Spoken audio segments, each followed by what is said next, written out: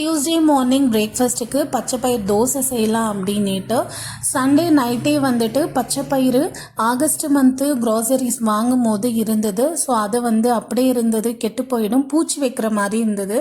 அதனால் Sunday night போட்டு அதை ஊற வச்சுட்டேன்.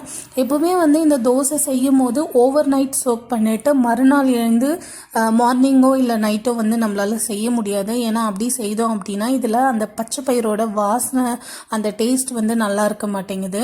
இதை நான் சண்டே நைட்டு ஊற வச்சு மண்டே நைட்டுக்கு வடிகட்டி வச்சுட்டேன். அதுக்கப்புறமா டியூஸ்டே மார்னிங்க்கு இதை தோசை ஊற்றிட்டேன். ஸோ இதை செய்கிறது ரொம்ப சிம்பிள்.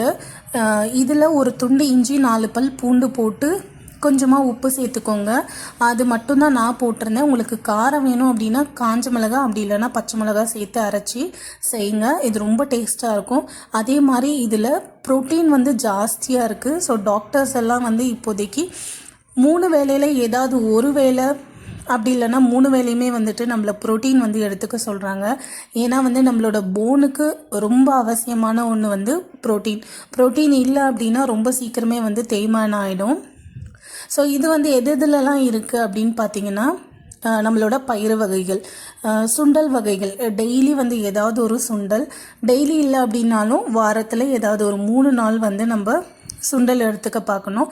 அதுக்கப்புறமா பன்னீர், டோஃபு, அதுக்கப்புறமா எக்கு ரேட்டும் கம்மி. அதே மாதிரி அதில் கிடைக்கிற ப்ரோட்டீன் நமக்கு ஜாஸ்தி.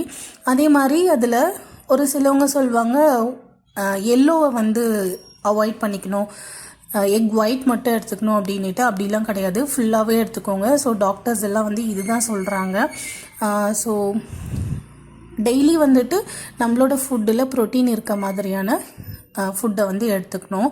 அதே மாதிரி ஃப்ரூட்ஸுமே நமக்கு டைஜஷனுக்கு ஹெல்ப் பண்ணும்.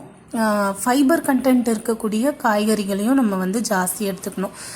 லஞ்சுக்கு ஒயிட் ரைஸ், வெண்டைக்காய் சாம்பார், சொரக்காய் பொரியல், கூடவே கொஞ்சம் ஃப்ரூட்ஸ். அவ்வளோதான். இந்த வீடியோ பிடிச்சிருந்தா லைக் பண்ணிக்கோங்க, சப்ஸ்கிரைப் பண்ணிக்கோங்க. பாய்.